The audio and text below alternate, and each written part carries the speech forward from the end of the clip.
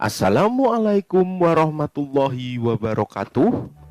Hai anak-anak sahabat SD, sudah siap dan semangat ya untuk belajar bersama Pak Purwana?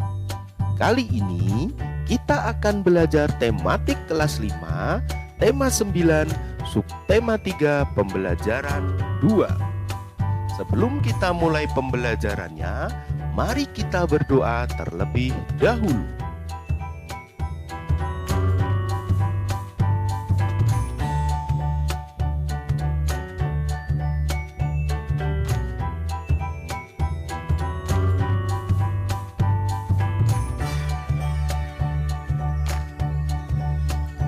Tujuan pembelajaran kali ini adalah sebagai berikut.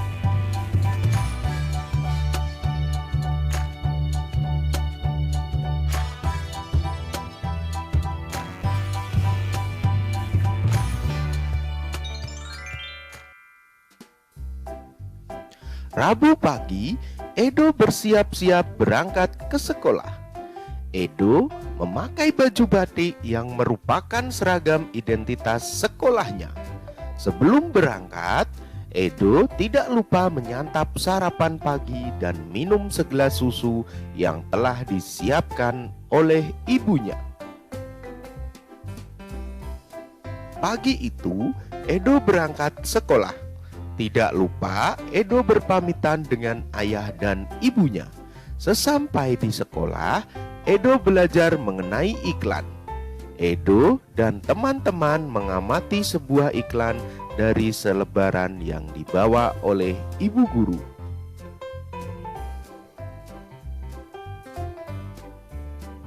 Pada pembahasan tentang iklan sebelumnya, kita telah mengetahui tentang pengertian iklan, ciri-ciri iklan, dan bentuk-bentuk iklan di media cetak. Sekarang kita akan mempelajari tentang unsur-unsur iklan dan ciri-ciri bahasa yang digunakan dalam pembuatan iklan di media cetak.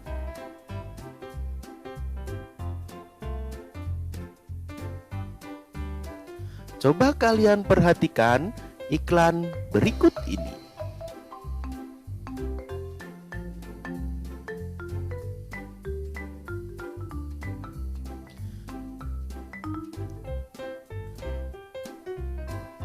Iklan di samping memuat unsur-unsur iklan sebagai berikut. Yang pertama, nama produk, yaitu payung lukis. Kemudian, gambar yang menarik. Selanjutnya, kalimat iklan, yaitu berupa kerajinan khas Tasikmalaya, Jawa Barat. Selanjutnya, keunggulan produk, yaitu merupakan produk dalam negeri. Selanjutnya, alamat pengiklan, Tasikmalaya, Jawa Barat. Anak-anak sahabat SD, iklan media cetak dibuat sangat bervariasi, sehingga dalam setiap iklan, unsur-unsur yang ditampilkan pun mungkin beragam.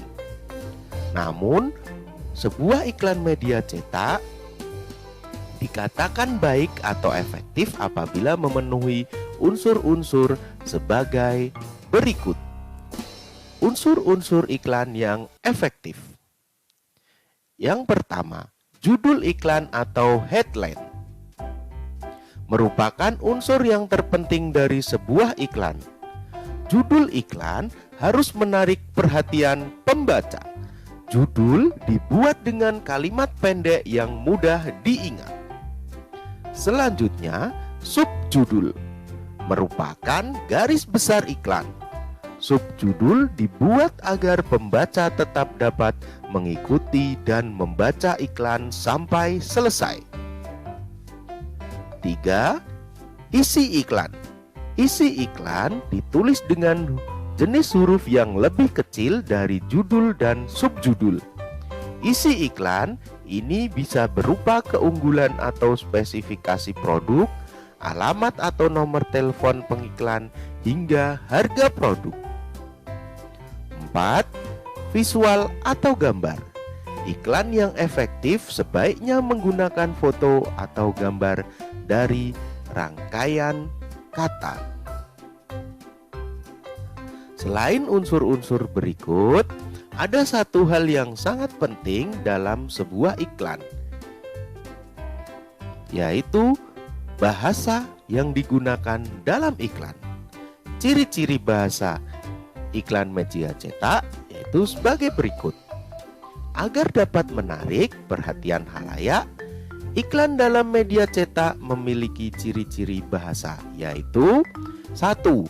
Menggunakan bahasa yang singkat, padat, dan jelas. 2. Menggunakan bahasa yang memikat dan memiliki daya sugesti. 3. Menggunakan kata konotasi positif. 4. Isinya bersifat objektif, jujur, singkat, jelas, dan menarik.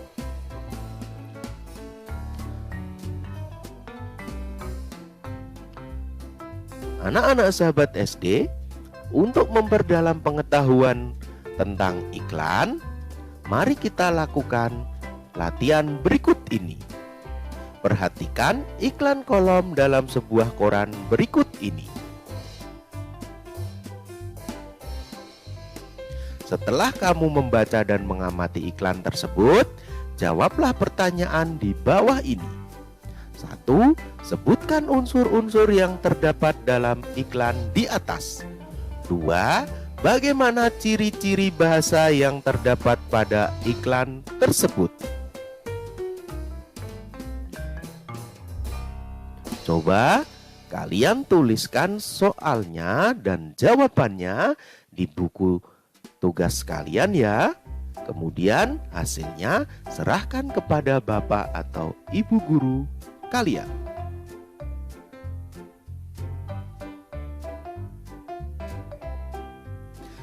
Setelah mempelajari dan mengetahui hal-hal yang berkaitan dengan iklan, Edo dan teman-teman beristirahat. Edo dan Dayu pergi ke kantin sekolah. Mereka membeli segelas teh manis. Edo memperhatikan saat ibu kantin membuat teh manis. Tahukah kamu, saat ibu kantin membuat teh manis untuk Edo, berarti ibu kantin membuat suatu campuran. Campuran yang dibuat oleh ibu kantin yaitu campuran antara gula pasir dan air teh sebagai pelarut. Kamu juga dapat membuat campuran sendiri.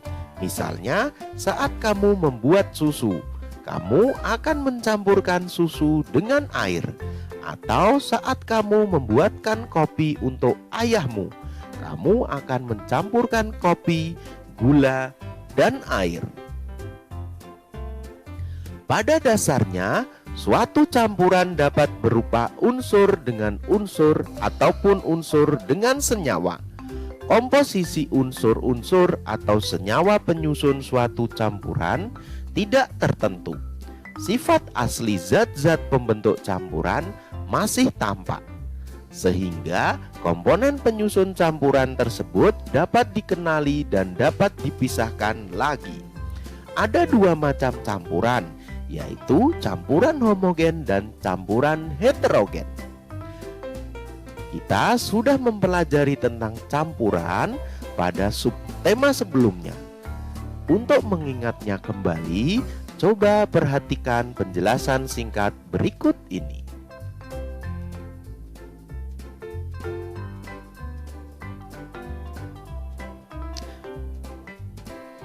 Campuran terdiri dari dua, yaitu campuran homogen dan campuran heterogen. Campuran homogen yaitu campuran yang zat penyusunnya tercampur secara sempurna. Campuran heterogen yaitu campuran yang zat-zat penyusunnya tidak tercampur secara sempurna. Sekarang mari kita berlatih untuk menentukan jenis campuran.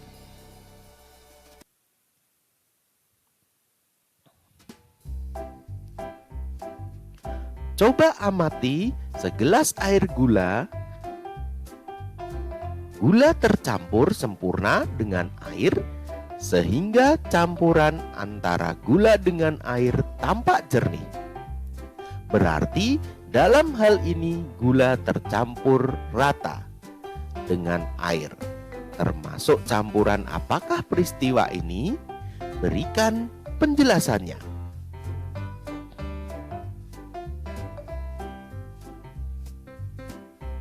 Gula tercampur rata dengan air. Campuran antara gula dengan air termasuk campuran homogen. Campuran homogen juga disebut dengan larutan.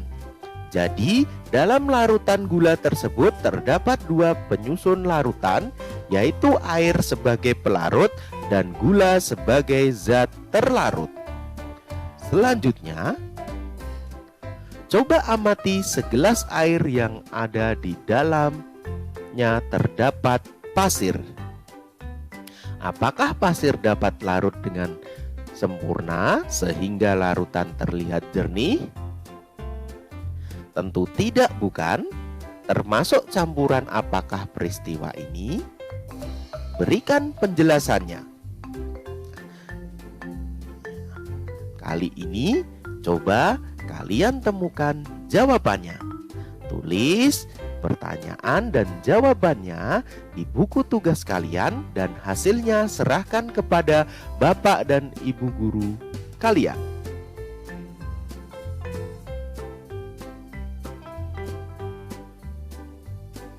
Perhatikan seragam batik yang dipakai Edo. Di sekolahmu juga pasti ada seragam batik sebagai identitas sekolahmu, bukan? Tahukah kamu bahwa batik merupakan salah satu hasil karya seni rupa? Apakah yang dimaksud dengan seni rupa daerah? Mari perhatikan penjelasan berikut ini. Seni rupa daerah. Seni rupa daerah adalah cabang seni rupa yang memiliki suatu ciri khas dari latar belakang sejarah suatu wilayah sehingga berbeda dengan karya seni daerah lain. Karya seni rupa daerah dipengaruhi oleh corak seni tradisional. Corak seni tradisional terdiri atas karya seni rupa 2 dimensi dan karya seni rupa 3 dimensi. Karya seni rupa 2 dimensi berupa karya tekstil, misalnya kain, batik, kain tenun, dan kain songket. Karya seni rupa 3 dimensi contohnya ukiran kayu, keramik, dan patung.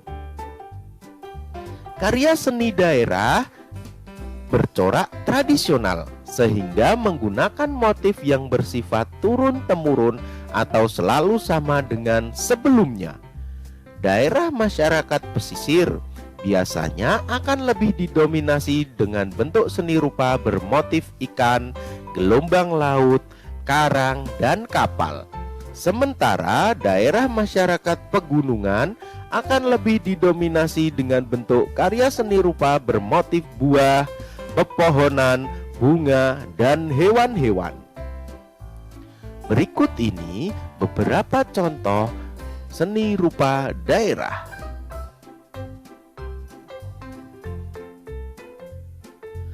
Secara umum, karya seni rupa daerah memiliki ciri-ciri sebagai berikut. 1. Bersifat kedaerahan. 2. Dipengaruhi oleh budaya dan latar belakang sejarah atau wilayah. Mengandung simbol-simbol dan bermakna. Seringkali digunakan untuk upacara adat, agama atau kebutuhan sehari-hari. Dibuat dari bahan alam yang berasal dari lingkungan. 3. Corak dan motifnya dipengaruhi oleh kondisi fisik atau geografi suatu daerah. Dipengaruhi juga oleh corak seni tradisional masyarakat setempat. Fungsi karya seni rupa daerah dibedakan menjadi fungsi individual dan fungsi sosial.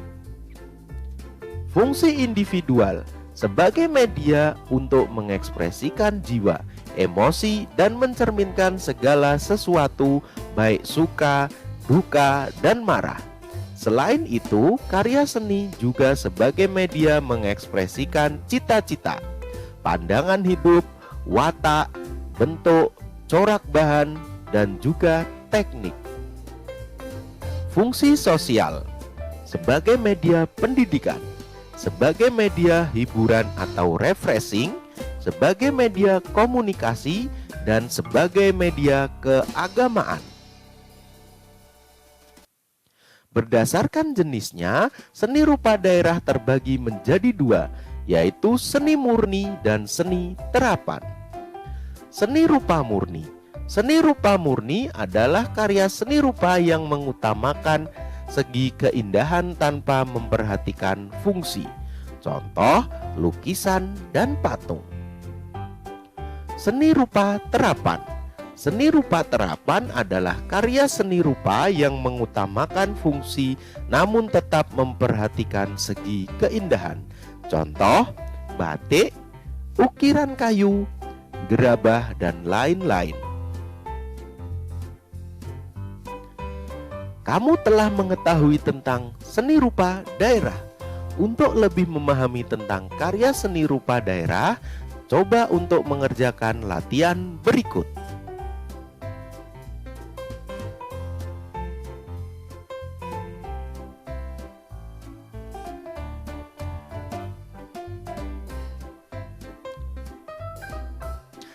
Coba kalian tuliskan pertanyaan-pertanyaannya dan juga jawabannya di buku tugas kalian. Kemudian hasilnya serahkan kepada bapak atau ibu guru kalian.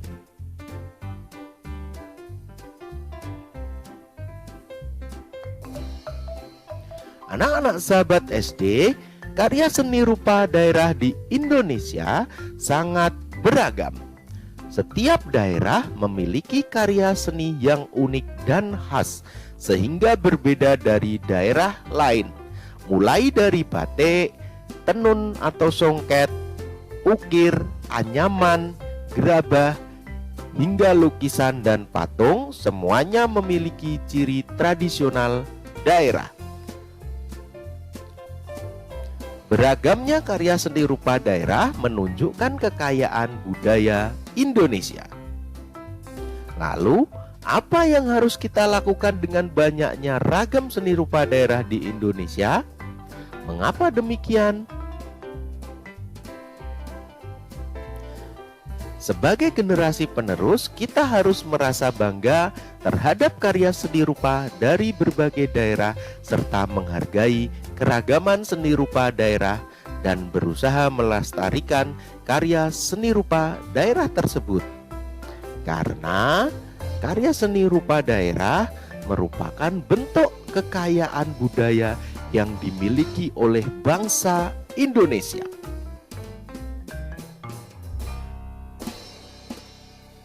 Anak-anak sahabat SD, salah satu contoh keragaman karya seni rupa daerah adalah perbedaan motif kain batik. Perbedaan motif tersebut menjadi ciri khas yang membedakan daerah yang satu dengan lainnya. Sekarang, mari kita belajari ciri khas kain batik dari beberapa daerah di Indonesia. Yang pertama, Pekalongan, Jawa Tengah. Ciri kain batiknya, ciri khas batik Pekalongan atau batik pesisir terletak pada motif dan warnanya. Motif batik Pekalongan berupa ragam hias yang bersifat naturalis. Selain itu, warna kain batik Pekalongan didominasi dengan warna-warna cerah seperti merah, hijau, biru, dan jingga.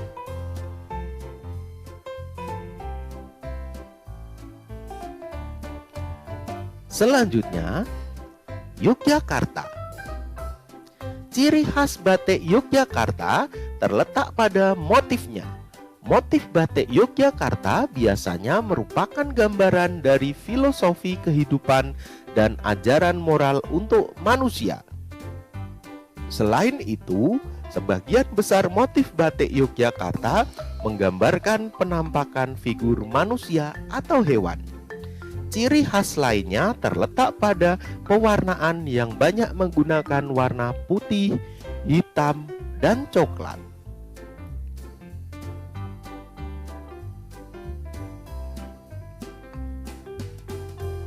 Selanjutnya, Bali. Ciri khas batik Bali terletak pada motifnya. Motif batik Bali umumnya kombinasi motif tradisional dan motif modern. Selain itu, ciri khas kain batik Bali terletak pada lambang-lambang daerah seperti barong, naga, burung bangau, kura-kura, dan rusa.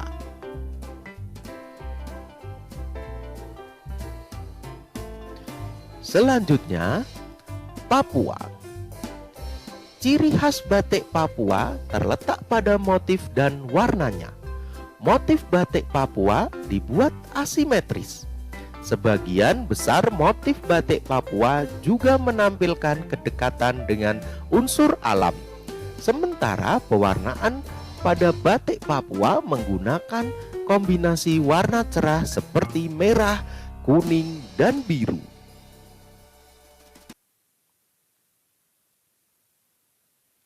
Selanjutnya, Bakaran Pati, Jawa Tengah. Ciri khas kain batik Bakaran Pati terletak pada warna dan motifnya yang mana memiliki makna atau filosofi tertentu.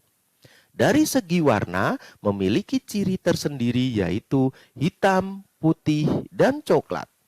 Warna yang dihasilkan menggunakan bahan alami seperti kulit pohon tinggi yang menghasilkan warna coklat, kayu tegoran yang menghasilkan warna kuning, dan akar kudu yang menghasilkan warna sawo matang.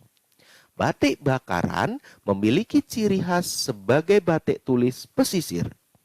Motif batiknya banyak terinspirasi dari flora, fauna maupun wayang. Selain itu, terdapat remekan atau retakan yang juga menjadi ciri khas pada motif batik Bakaran.